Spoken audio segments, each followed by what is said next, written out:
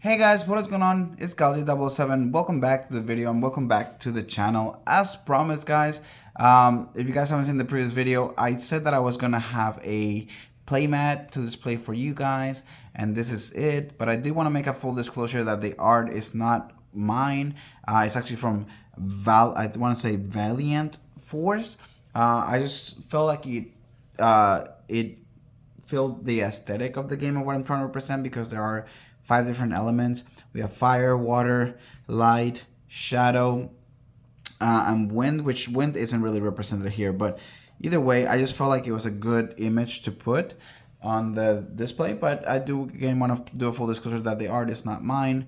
I don't intend to sell this or anything like that. So I'm just using it for the presentation of the game. Presented it to publishers, presenting it to friends, presenting it. I'm actually having a tournament on August 27th of 2023, which I'm excited about, just to present the deck and play test with some of my friends. And I'm super excited about that. But again, as I promised, I wanted to showcase the actual playmat and what you should expect from this game. I do ask that if you do like it, please make sure you subscribe, like, share, comment, let me know what you guys think of the game. It's based on a technically any card game is turn-based, but it's like an RPG style where you have attacks and abilities that your characters have. I don't have a way to not that I don't have a way, I'd rather not show you guys the characters just yet and the abilities, just because of that tournament that's happening. I want to make sure that's all kind of secret. But anyways, so we start here at the top. Basically, this is your energy counter. You have you get one at the beginning of your turn, and you're able to use it. Once you use it, it goes away, obviously, and then you start at 2. It's kind of like a refilling energy counter. So once you get to 3 or 4, if you have 4 energy to use, once you use it all for the turn, you can't use it anything that requires energy.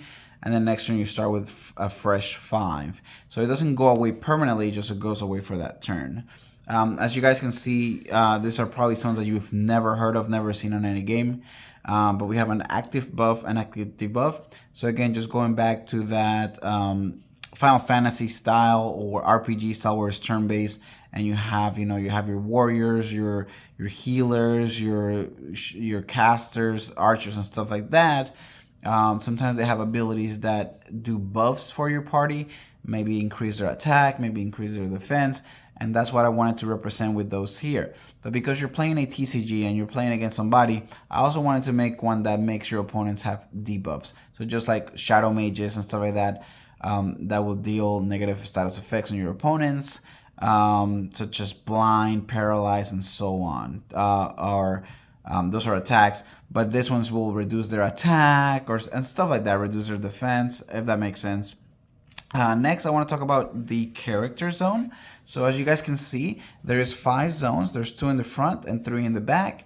And essentially, you start the game with three heroes, and you put the remaining heroes here. You can have up to 6, so the maximum here you will have is 3. And what happens is, what I wanted to make it be like, what I wanted to make the game be like was that very strategic wise you place your characters. It's not really random. I mean, obviously you can put it because you don't know what your opponent is playing, but essentially wherever you put your characters may matter. There is an element, which is wind, that actually cares about where you're putting your characters. So hint, if you're playing against a wind character, you may want to think about where you're putting your stuff. But essentially, there are attacks that deal damage to adjacent zones. So just to kind of display, these are adjacent zones right here. Just anything that's next to each other. These are just adjacent zones. And then like that.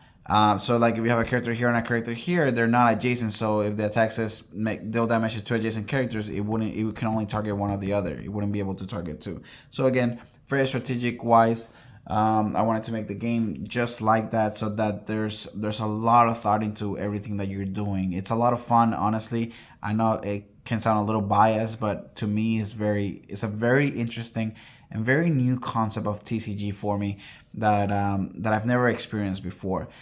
So what happens is, with the characters that you put on the roster zone, once one of your characters gets eliminated, you will replace it with one of them, and the first character to lose 3 characters loses the game. Or, you know, obviously there's other ways like decking out and stuff like that. But I haven't seen that happen yet, and I don't think that would ever happen. I think the games end way before that. But yeah, so then you do that basically 2 times, because once they eliminate your 3rd character, you're out of the game. And then of course, just like any game, you have a discard pile. This is where everything goes. You basically, you do your action, your card, and you just discard it. Everything is very, every action is, aside from the buffs and debuffs, do go to the discard pile. Your characters go to the discard pile as well when they're eliminated. But your attacks, your items, you know, healing spells and stuff like that, they all go here after they've been used. It's like, they're all like instants and sorceries in Magic the Gathering. They don't stay on the field, if that makes sense to you guys. And finally, we do have a deck. Currently, I'm working on the size. I started with 60, and the tournament is actually going to be more like kind of like a pre-release style, where everything is a single element and it's pre-built deck. So every deck has the exact same cards. So I made that 40, and I've actually enjoyed the pace of 40 cards. So I'm still debating whether it's going to be 40 or 60. But yeah, that's pretty much it. You know, if you guys enjoyed, if you want to hear more, I'm going to upload some videos on showcasing each element. So stay tuned for those. Make sure you guys subscribe, make sure you like, make sure you share with your friends, because you know, I'm really enjoying doing this. It's a lot of fun. I kind of do it on the downtime after work, or just when I have time. And yeah, I'm super excited, guys, and I hope you guys are as well. Stay tuned for more Swords and Spells. Take care.